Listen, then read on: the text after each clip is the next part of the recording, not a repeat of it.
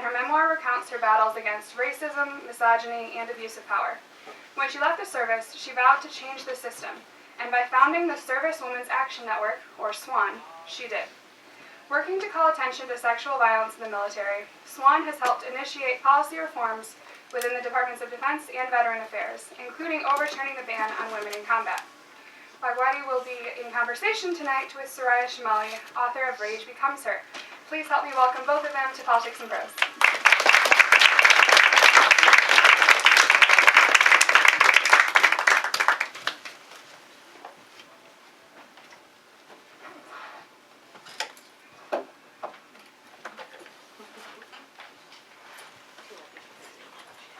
And this is Duke.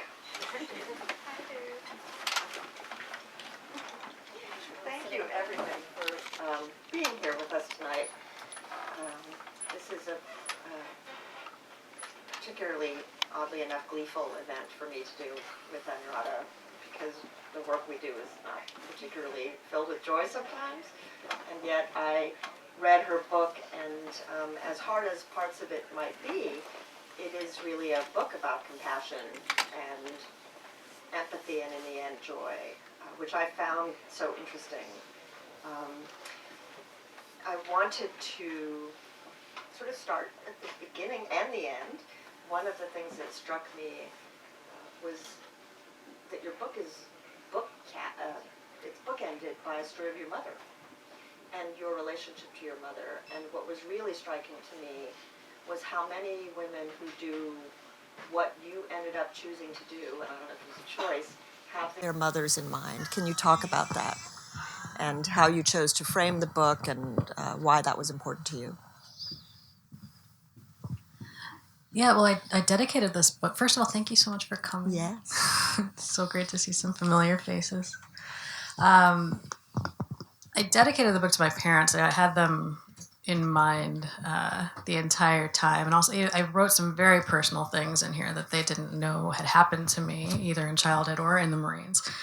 And as I was writing, and I wrote for several years, as I was writing and rewriting, I realized my mother and I had very different versions of the same story. So whether that was a story about my childhood trauma or her adolescent trauma or adult trauma, and we were kind of continuing over the decades. It wasn't just years, it was decades, to tell different versions to one another of our stories, what little we did share. And so it was important for me to start with my mother. I mean, I almost wanted to start with my grandmother, but there weren't enough pages for this book. Yeah, it's interesting because a lot of what you talk about has really the cadence of intergenerational trauma.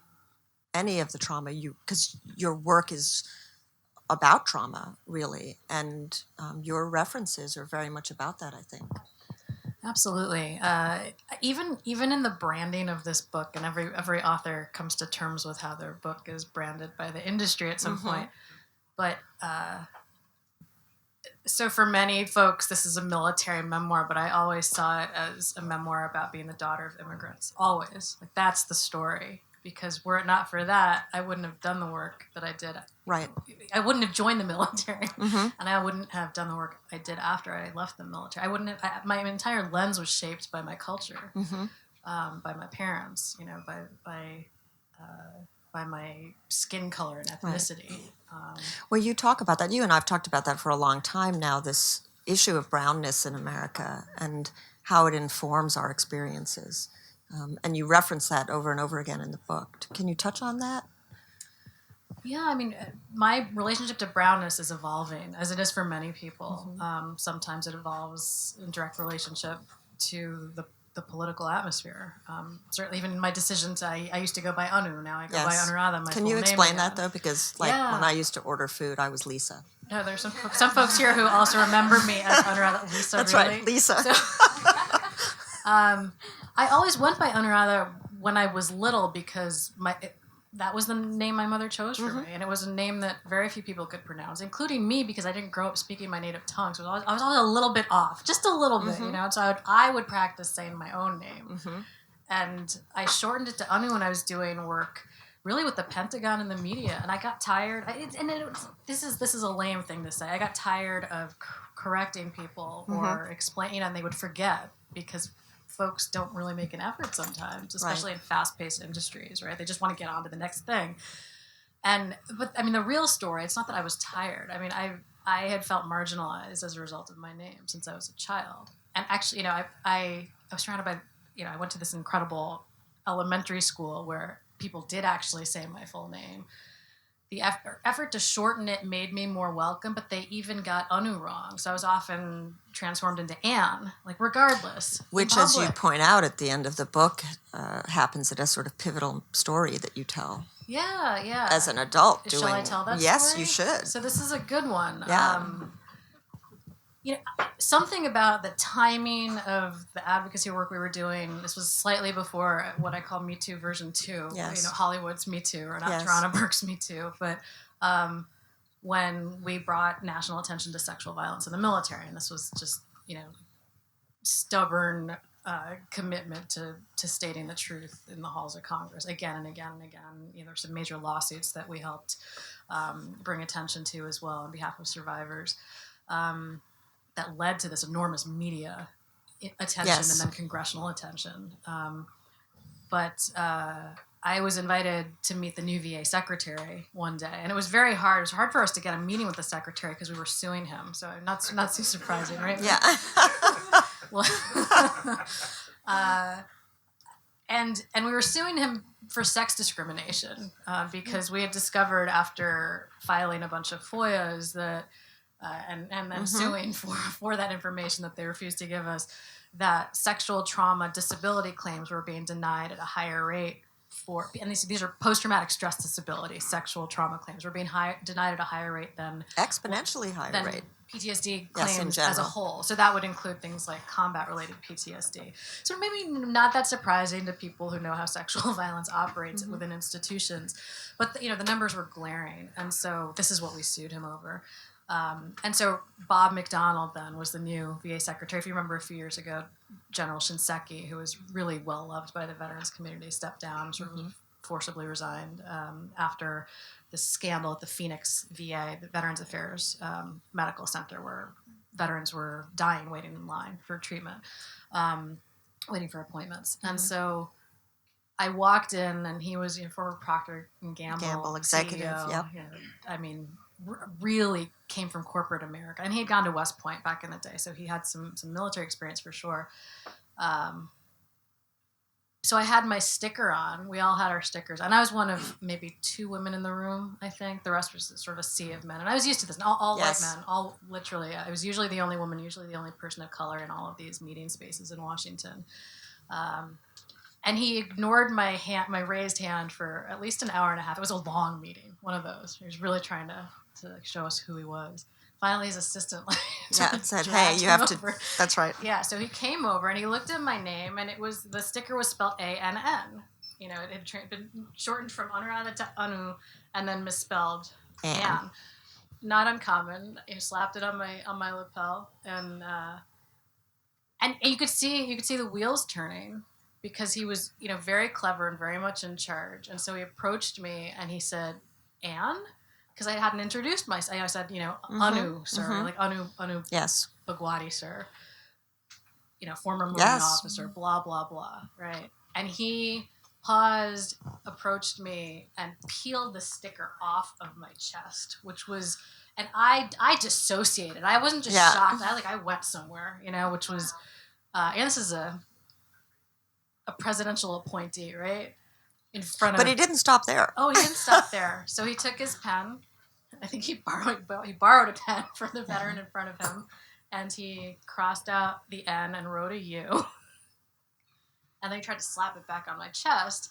And this is when I snapped back into my body, and I literally, my forearm came up to block him, which was either close combat training or just, hell no. You were fed up. Right? I was fed up.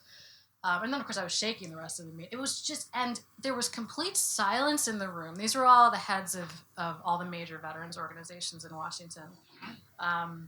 And they knew, they knew something horrible had just happened. And one of them came up to me after, but nobody said anything. I mean, what would you have said? I'm not entirely sure what the answer to that question is. But then you told him. I brought his assistant aside, who was a former Marine. Yeah. And, he had sort of fair skin, and he turned ghost white when I said, you should probably remind your boss that he's being sued by us in a sex discrimination case filed by my organization. But also, given the fact that sexual trauma is so rampant in the military, and so many veterans who are under his charge now, under his care, are walking into VA facilities with experiences of sexual harassment and assault. He should be extra educated about this, extra smart, right? And he was terrified. He said, I'll get you a meeting. Of course, the meeting never happened.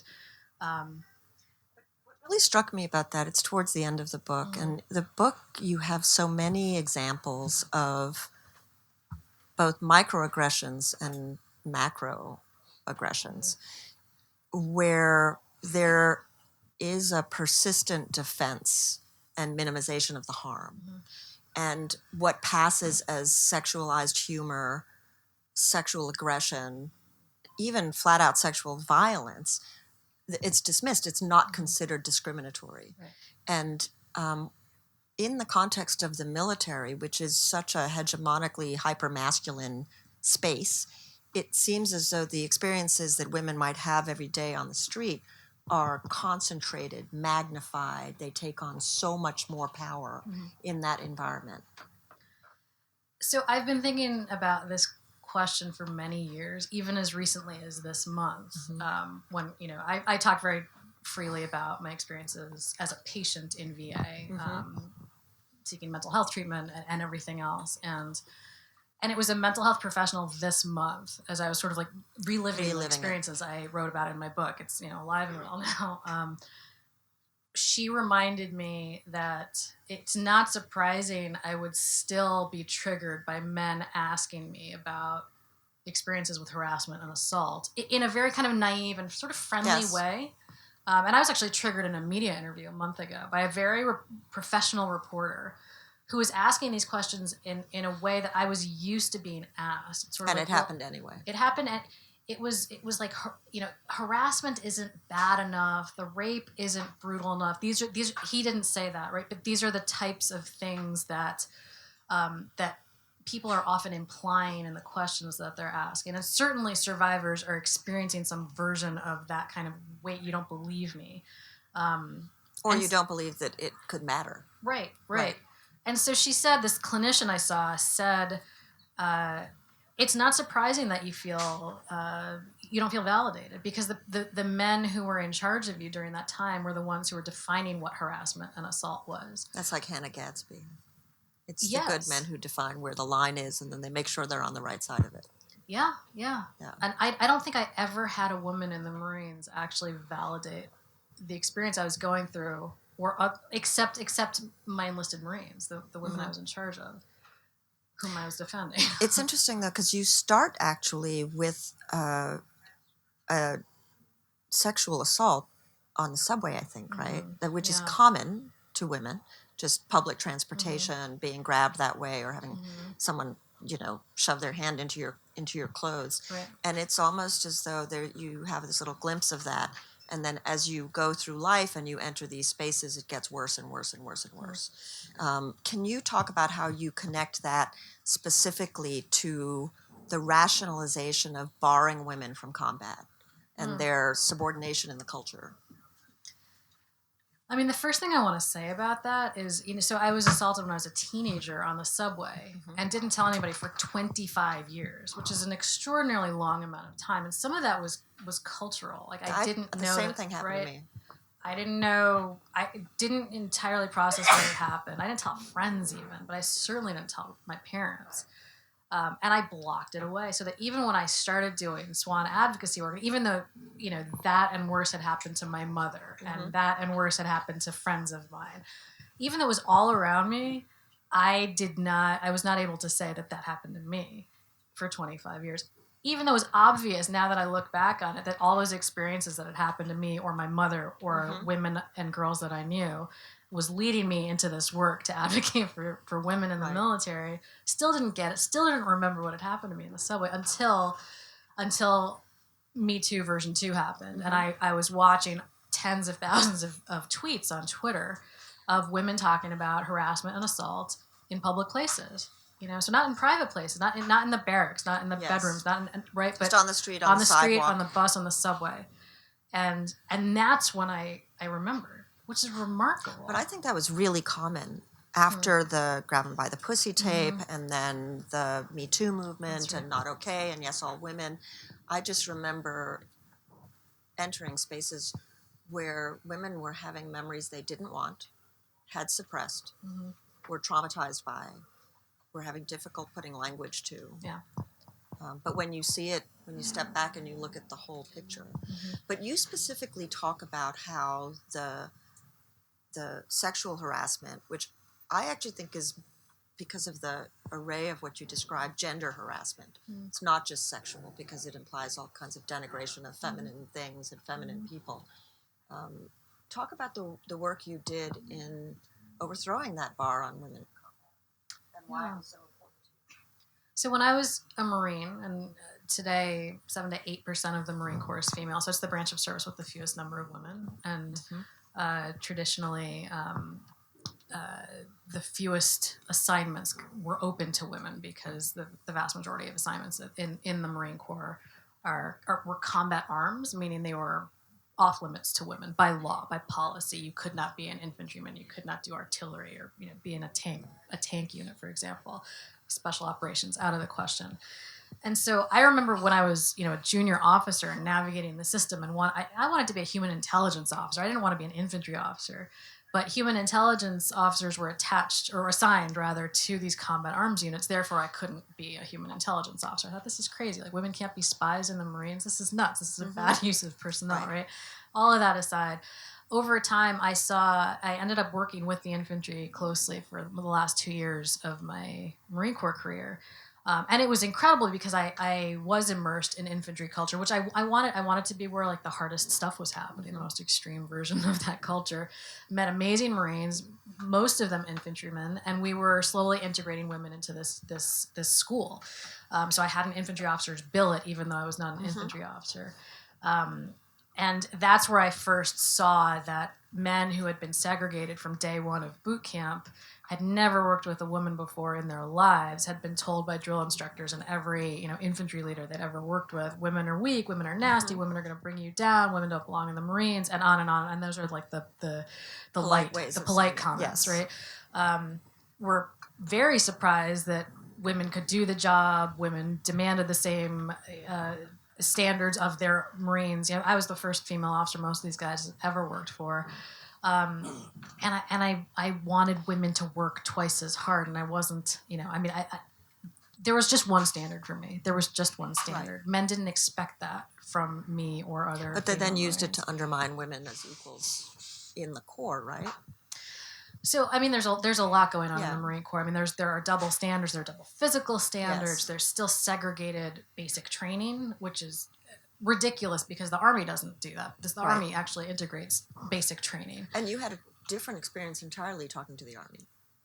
I did. The Army has been integrating. So we sued the Pentagon to get rid of this combat exclusion ban that denied women the opportunity to try out for all of these combat assignments, infantry, special forces, etc. And three months later, Secretary Panetta overturned the ban. So it was, a lawsuit that actually led to change very quickly. And it wasn't just the lawsuit. It was the fact, sort of history was already making the case. Hundreds of thousands of women had deployed already to Iraq and Afghanistan, many of them in direct combat, direct ground combat.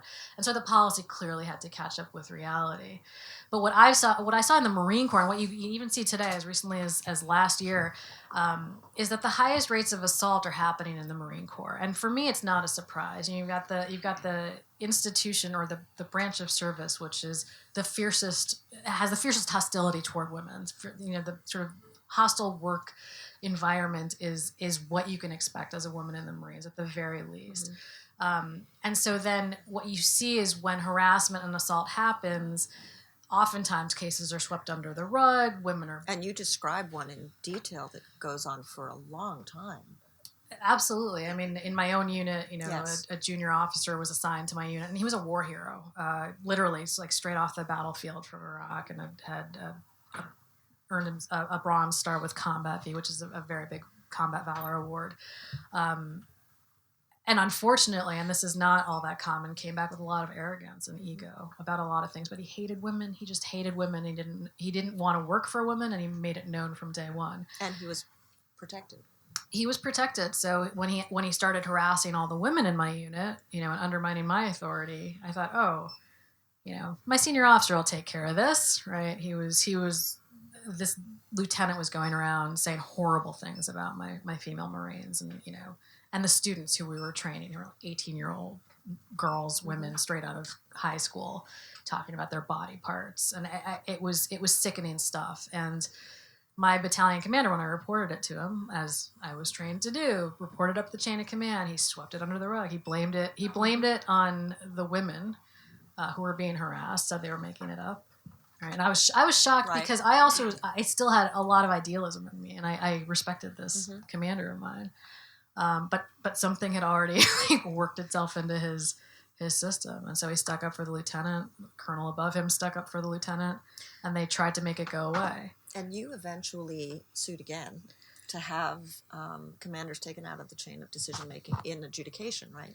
Right. So, well, we didn't sue, but we sort of came up with the policy reforms that ended up becoming Senator Gillibrand's bill. And so, at that time, elected officials, we still had to convince them that sexual assault and harassment were happening in the military, and it wasn't just one or two cases here or there. This is not a bad apple situation. Right. This was systemic, and that there was commander bias in the system that was largely responsible for why survivors were not reporting assault up the chain of command. When commanders themselves are literally endowed with legal authority. Like as a junior commander, I was also legally authorized to determine the outcome of cases in my own unit. I never went to law school. Why should I be authorized with that kind of power, right? Except every commander is. It's the way the military justice system works. And so we said, this is insane. So a commander who's probably male, probably less inclined to believe a woman just because the culture has been this way for so long. There aren't enough women in the system to change it yet. Why should he be... How can we trust him when the two people involved in the case, the alleged perpetrator and the victim, are both in his unit, right? So 9 times out of 10, he's going to side with the alleged perpetrator. Right. So what you just described actually also happens in the media, where you have newsrooms that are 85, 90% men listening to stories of MeToo and have much higher levels of doubt, disbelief, and hostility to the idea. But in the military, sexual assault and trauma, that whole cycle, has been described as the deep betrayal of incest, for example. I mean, you just described basically what forms as a family proxy unit, where one person is calling out another person, and there is this authority figure. But can you talk about what that deep betrayal represents? Because in fact, you have you say that even when you were faced with these situations, you were still hopeful and wanted to believe that the right thing would be done. And you said, I even continue to have a dizzying sense of what felt like loyalty, which is hard. And I actually think many people feel that in the institutions that they're part of, whether it's a religious institution or an educational institution. And then you say, had I become a misogynist? Which I mean, all of us have misogyny in our cultural makeup, but you really said, oh, has that happened to me? Yeah, and I think after many years of reflection, some of that is about self-hatred. And so all of this segregation that was happening around me and to me and the other women I was with, the very few women I was with in the Marines, I started believing some of the hype and I don't think I was even conscious of it. Certainly, I was sticking up for the women in my units, Right. more than was Anyone else was. and certainly it was against my self-interest. But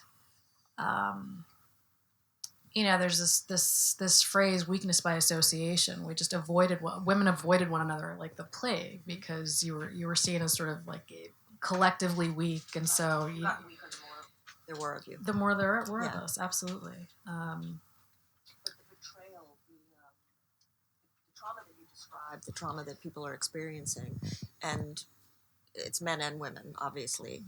Women disproportionately, but tens of thousands of men Yeah. who experience this deep betrayal of the institution. Yeah, I mean, it's a very unique institution. It is. There's a lot of ceremony, customs, and courtesies, and those drill instructors, they work a number on you. I mean, they are. I will, like, when I'm on my deathbed, whenever that is, I will probably run. My drill instructor will be running through my mind, yelling at me. Like, it is such a fierce indoctrination, but it's not all anger and fury. It's also there's love in there somewhere. Now, is it actually love? I don't know, but it is, this idea of belonging, like really belonging to this larger than life institution, and you would die for it. And like, we don't know what the heck we're talking about. We're like straight out of high school or college, and that means nothing to us, most of us, right? Unless we've had a parent or a sibling or something that's actually experienced that. But just the idea of it, it runs so deep. I hear the Marines hymn. This is like 15 years later.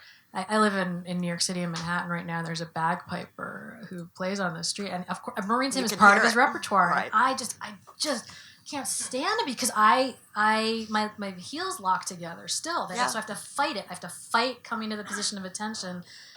I mean, it's in there. It's, Semper Fi, all of that. It's in there. So betrayal. I still wanted to go back in, even though I was so hurt. Like a year later, I was visiting recruiters again. I was going to go back and deploy overseas. I mean, there's just this. It's in the blood. It's probably in the DNA at this point. So I told you I was going to ask you about this because obviously I wrote a book about anger, and we were talking earlier, and you use the word rage a lot. At one point, you describe yourself as a one-woman rage mobile. And what did you do with all of that? Because you were in an environment where clearly expressing your rage was not an option, not in the ways that you might otherwise. Right. Yeah, well, rage was useless without power. Yes, that's right. And women find anger powerless often, whereas men find it powerful because it's constructed that way. Right. Yeah, I mean, I got out of the Marines, and I didn't know why I was angry. This is the thing that boggles my mind. Like, I'm not clueless. I think of myself as fairly self-aware. I didn't know why I was angry. Well, of course you're angry. Look at what you just experienced, right? But it had never been validated as discrimination or harassment or assault. So why would I know, right? And of course, the invalidation of anger just generally, right? I shouldn't be angry, right? Or your anger really has no social value. Yeah. When clearly your anger had social value. Well, the other thing is, I got out, and I had not been to Iraq or Afghanistan, and so when the common connecting conversation with sort of human beings I would meet is, oh, did you go overseas? And I was like, well, yes, but I wasn't in combat. And so then the conversation ended there, and they didn't realize that I might have experienced something arguably, and many people have argued this to me, as bad or worse. That's right. Because it's in my system, and it's the same symptoms, and it's the same diagnoses. So what is that about? But the invalidation, right? Like to be one of very few women or any marginalized group in a system that constantly reminds you of how small you are and how little you belong, that is a surefire way of traumatizing somebody. So in the general population, doctors have struggled for a long time to understand why women have higher rates of PTSD because they associate it with war. And it turns out that they have higher rates of PTSD because of sexual threat and violence and hypervigilance. And it just seemed, again, reading this, that it was just so concentrated in this environment. You basically at one point essentially describe it as the cost of being a woman, both in just daily life, but particularly in the military. Yeah, one of the things I'm realizing, so as I spent the last 10 years plus organizing women veterans, meeting women veterans around the nation, and realizing, there are many of us felt the same way in terms of our anger. But there were also just as many women who refused to call themselves victims or acknowledge that they'd been victimized in any way. And this really struck me. Why was that so important to say? And, I very much identified with this idea of, someone who wants to join the military does not want to be seen as a victim, certainly does not want to be victimized, but this idea of like the invincible warrior, right? We can conquer anything. And of course, rape, assault, harassment are used to dehumanize human beings, right? And so when that it's a very deliberate tool, right? And so, but there's something kind of particular about the way women veterans oftentimes defend their warrior status, as if you cannot do that to me, right? And many of these women I'm sort of referring to have been harassed, and by default have been discriminated against. But right? I think that's generally true. I mean, there are many women who refuse to understand that fighting against discrimination is not saying you are a victim. If you're describing this situation, if you're trying to fight this situation, what I think is interesting very often is when people say, I'm not a victim, stop making all women victims, etc., they usually have a just world framework. And the fact is that if you are a victim in that framework, it actually means it's your fault because you must have done something to deserve it. So the victim tag to me has always been a defense against being blamed for doing something. If you're poor, it's because you're lazy. If you're raped, it's because you're a woman, you were in the wrong place, But you really do write about women who are actually operating in a patriarchal culture and are part of the problem, and men who are part of the solution. You, I think, at least from my perspective, go out of your way to describe the men who got it, who seemed to understand what was happening, and actually, to their own detriment sometimes, would do the right thing and back you up. Yeah, this was the thing that was, such a pleasant surprise in a world where it was, I didn't have a lot of friends during these moments, but in that all or virtually all male infantry environment where women were being integrated, when my female sergeants were being harassed by this very toxic lieutenant, it was the male infantrymen who came to their defense, and we all had their backs. Like we were a solid unit, one front. And when the battalion commander, my senior officer, came down and swept it under the rug and said, Captain, to me, take care of it. It's basically make it go away. It was my male infantrymen who were the most pissed, right? The most disappointed, And to this day, this is now 15 years later, I'm still getting the emails and the Facebook messages from these men who learned so much from that moment. First of all, it's the sort of they loved working with those women. They had so much respect for them.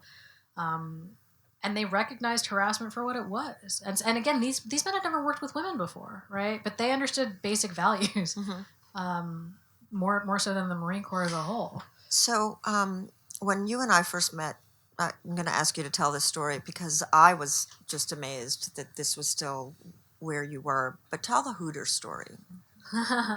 Because actually that's something that happens all the time to women who are working in very concentrated male dominated spaces. Sure. So the veterans organizing space, not surprisingly, is very male. It's very white. It's very straight. It's all the things, right? So,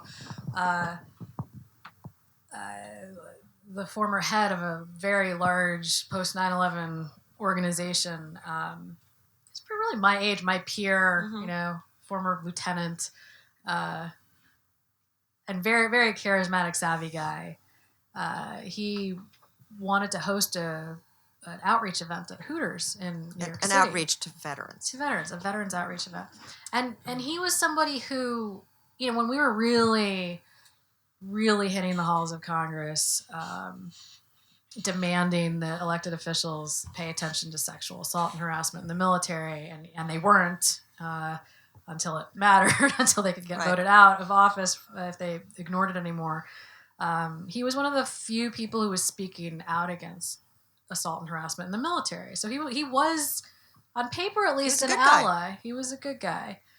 But Hooters, right? And so he picked it as the place to have the veterans meeting. Yeah, and I'm still surprised. So I had to explain to him why this was wrong, and he had to explain to me, because that's what many men do. He had to explain to me why I was wrong. Right. So, he actually argued that it would not only bring men together, but women together, and men and women together. Yes, absolutely. Yes. It's just a social event. It's just a social event. Right. That's right. Bring veterans together. Just didn't understand. The thing that he didn't understand was how this Hooters establishment could possibly be connected in any way to sexual trauma in the military, for which he was supposed to be this outspoken advocate, or against which, right? So it's anyway, we rallied the feminist organizing sphere, and we were going to make it public until he backed off at the nth hour. That's a good thing. And it was a good thing for him. Yeah. So I really want us to have time to take questions, but not before we talk about yoga. Okay. We got to talk about yoga, because actually there's such a transition in your book when you're going through the incredibly raw and honest process of describing the trauma that you experience and what it meant to you to be able to have a practice, to teach others, and actually to physically be in a space where there were men. I'm not a yoga person. I've tried, I've failed. But I hadn't ever thought of it in the way you described it. Can you talk about that? Yes. I've had one of these relationships with yoga where I don't even know if I'm a yoga person right now.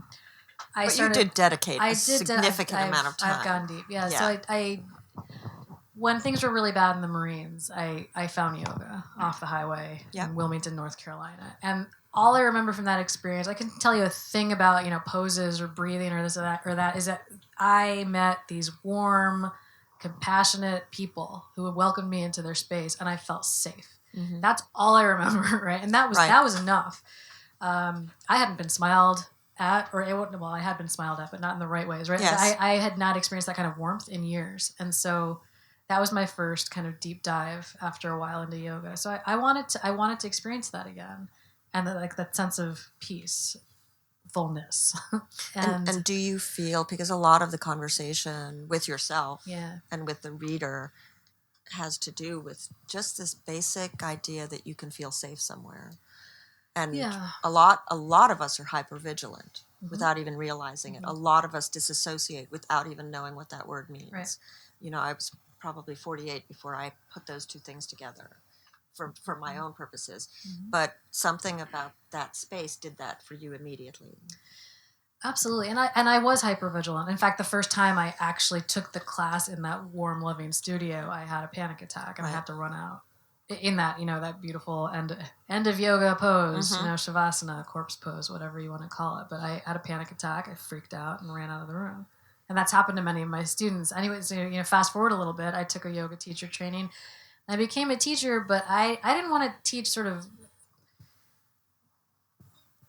typical New Yorkers. I know there's no such thing as a typical New Yorker. I wanted to teach people I thought were hurting in some specific way. And I started out with men who were living with HIV/AIDS, and then transitioned to veterans. And at Integral Yoga Institute, they gave us a free space to practice once or twice a week, and I did it for the next 10 years after that. But most of my students are male.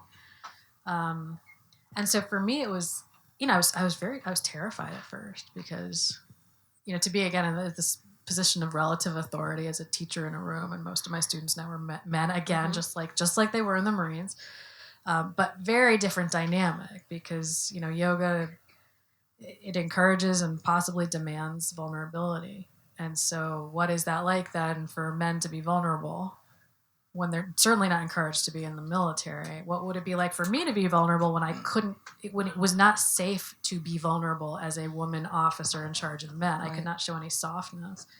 And all of a sudden, we're doing it in this space where we're breathing deeply and stretching and lying on our backs, and it's very. You're in a vulnerable position. Absolutely. And so, when women did come in, and men would also experience this thing that I experienced, it's like the panic arising when you might possibly have taken the first deep breath in a decade, right? When you finally allow some of those layers to come off. Hardest thing in the world, I think. We haven't really talked about this, but you were in the military, and Don't Ask, Don't Tell was influential in your experience. And you write about being bisexual, being queer, and having that held over you in an environment where there was rampant sexual promiscuity that broke the rules. Yeah, I write about a incident when my battalion, I was based in Okinawa, and we deployed to Thailand for an annual exercise, 3 months, and lived in Thailand for 3 months. But, the formative experience I had was sort of experiencing or witnessing my male peers engage full on in commercial sexual exploitation of women and girls in Thailand. Right. Definitely many girls. And we're talking about now, my battalion was maybe 800 people, but that was, one unit of dozens, right? So there are thousands of American service members just sort of flooding into these towns every day. And that in many ways was it stays with me. Like I still have shame around that. Things. I can't unsee things. Right. And also, right, I did not feel like a Marine during that moment, right? During that deployment. I was very much a woman of color with parents from India, with cousins and aunts and uncles from India, right? Like, I cannot see Thai women and girls as anything other than like my people, right? And you talk about what it's like to serve in a military that is still steeped in imperialism, colonialism, or white supremacy. All of those things came together in Thailand. Absolutely. It was. It's just shocking. And the thing is, American service members. We have bases all over the globe, and so, I saw the East Asian version of it. I saw Japan. I saw Thailand. You can't unsee it. It also changes. Even though I lock my heels together when the Marines hymn is playing, and yes, I will stand and salute the flag when the national anthem plays, even though I support people's right to take a knee, like enthusiastically encourage them to. It's just in my system, but I still have to speak out against what American service members are doing, either to women and girls around the world or to one another. And we're grateful. So thank you. Thank you. Yeah, it's hard what you've been doing. I'm going to open it up to questions. Thank you so much.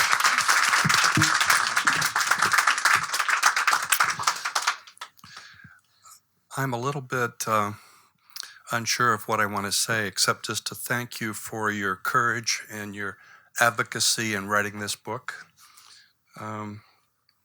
People who go first in any area of life pay a high price. And you took that risk and made that happen. So I guess my question is on how to make things better.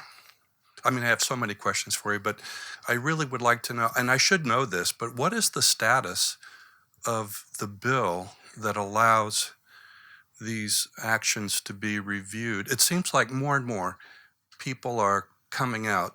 Senator McSally very recently told her very personal story of being sexually assaulted, I think, by her officer. So it seems like this is very new and maybe doesn't have a solution in place. I hope there is one, but what's the status of that now?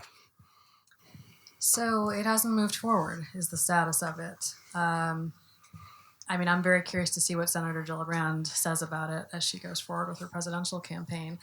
I find the Martha McSally story really fascinating for a number of reasons. She's not the only member of Congress, Senate, House who's been assaulted in the military or who's spoken about it. Senator Ernst has as well. But as I've been telling people, Martha McSally's on the wrong side of the policy debate. So there's a few things we could say about it. So in other words, she doesn't support Senator Gillibrand's reforms. And many people, as you point out, have been silent around these reforms. Absolutely. I mean,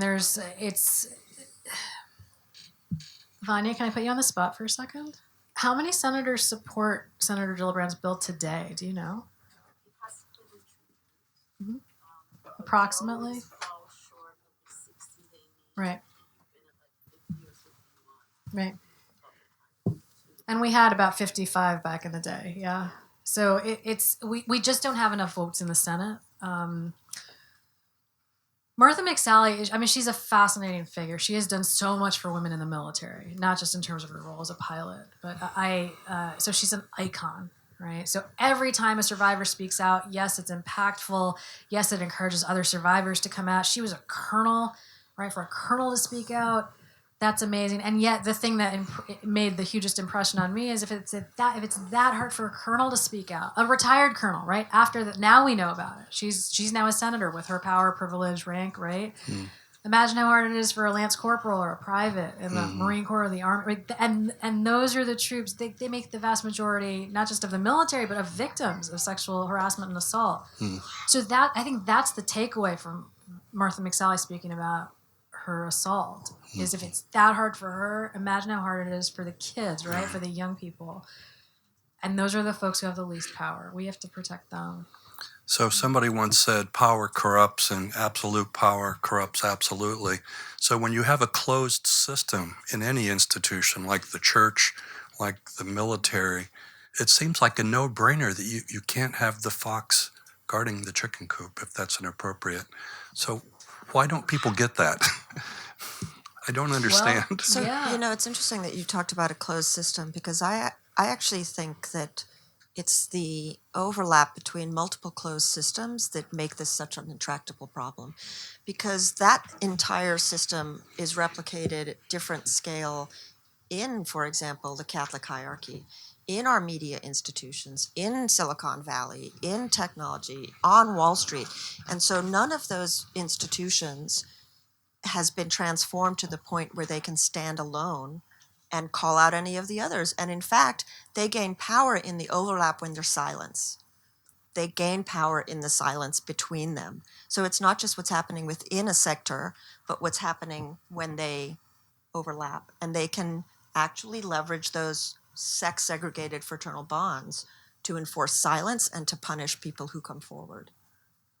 Yeah, I know. The other thing I would say about that is, Americans are in love with the military, which can be a wonderful thing, right? But the people we've elected to office are in love with military leadership. That's how I see things, right? So, like, the military is made up of a whole lot of enlisted service members, right? Maybe they're not in love with the military. Maybe they're in love with the authoritarian aspects of the institution and order that the institution represents. I think there's some of that, and yet going around the country, you travel to any airport, south of the Northeast or west of the Northeast, really.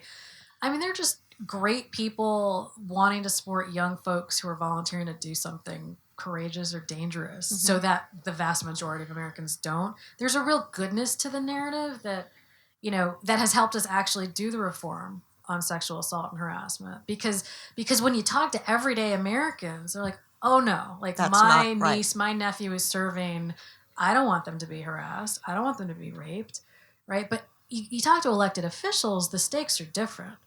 They are in awe of these generals. They rarely speak out unless they're running for higher office, and then they have a point to make. So it's a little tricky.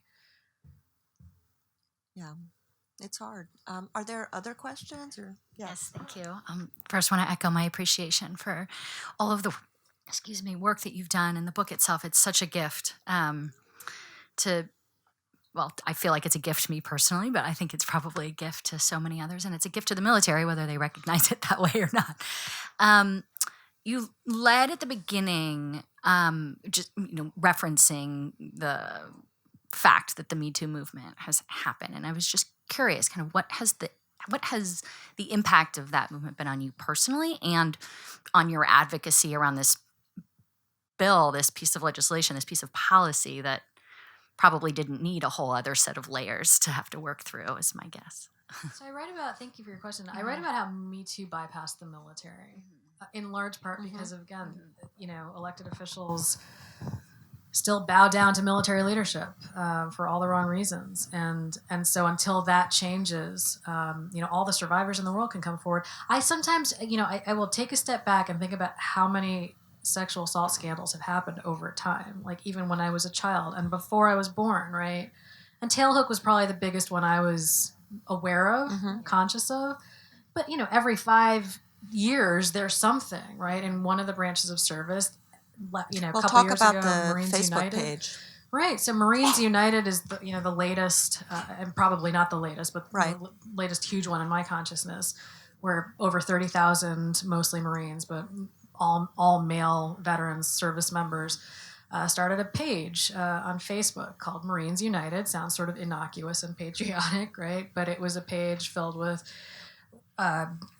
nude photos, as the media calls it, nude photos of women, many of them non-consensual, some civilians, non-consensual. Soraya, by the way, is an expert on the ways in which Facebook and Twitter are exploiting women, and I will let her talk about that more. But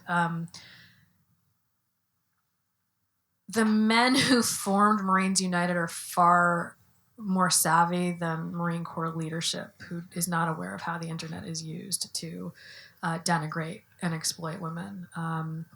And so that page, just like whack-a-mole, they tried to shut it down and it popped up in a different form. They tried to shut it down, they popped it. It's amazing. The Marine Corps had no idea what to do. Acted like it was a total surprise. There's nothing surprising about this. And, I sort of lay out I connect the dots. I was like, why did Marines United happen? One of the reasons was, in my opinion, the election of Donald Trump and all of his language about grabbing pussies. The freedom to do it. The other was the combat exclusion ban was lifted, and all of a sudden women were being integrated into infantry units in the Marine Corps. That made some men nuts. And you can literally track like the months in which those two things were happening, between the presidential election to the integration of Marines and infantry units in the Marine Corps to Marines uniting, springing up. So, language matters, leadership matters. And I think that page and its community is really just a symptom of a much bigger backlash against women's equality in general. And we see its efflorescence online every day, and we see it in some of the most vicious ways possible. And so even 5 years before, I was in touch with actually Representative Spare's office, because they couldn't reach anybody at Facebook to have certain pages taken down. And these pages were targeting women service members with explicit non-consensual pornification, and they were flourishing. And it didn't violate Facebook's rules to do that. And this has not really stopped. I mean, even today I had a conversation about why sexual dehumanization is not considered dehumanization. Why is there a qualifier if the objectification that happens is sexual? Because that just grossly disproportionately negatively affects all women. And there's really no resolution to this.